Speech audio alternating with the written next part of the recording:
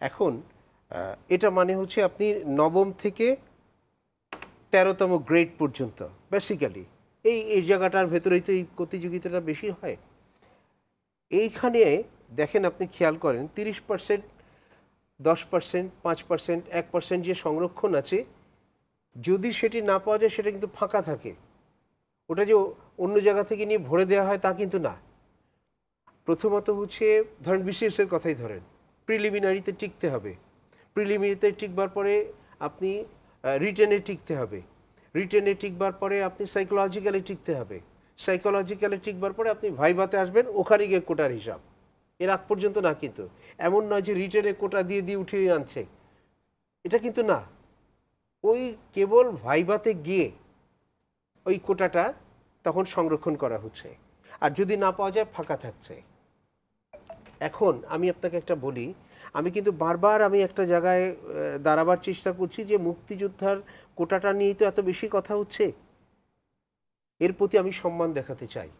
আমি প্রথমে বলেছি, আবারও শব্দটা বলি, জীবনের ঝুঁকি নিয়ে যারা আমার দেশটাকে স্বাধীন করে দিয়েছেন, স্যার যে বলেছেন যারা গিয়েছেন কেউ ফিরে আসবেন জানতেন না, তার প্রতি আমি সম্মানটা দেখাতে চাই।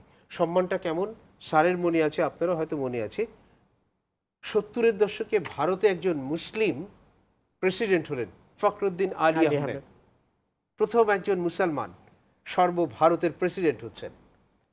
তার যেদিন শপথ হবে তখন প্রধানমন্ত্রী হচ্ছেন শ্রীমতী ইন্দিরা গান্ধী।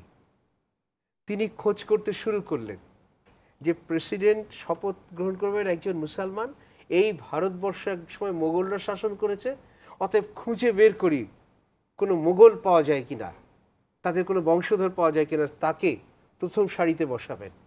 খুঁজতে খুঁজতে খুঁজতে দিল্লির, পুরনো দিল্লির একটা লন্ড্রিতে একজন কাপড় করে, তিনি হচ্ছেন মোগল বংশের উত্তরাধিকার, কিন্তু দরিদ্র হয়ে গিয়েছেন, তাকে খুঁজে আনলেন, এই লোকটিকে সামনে বসালেন।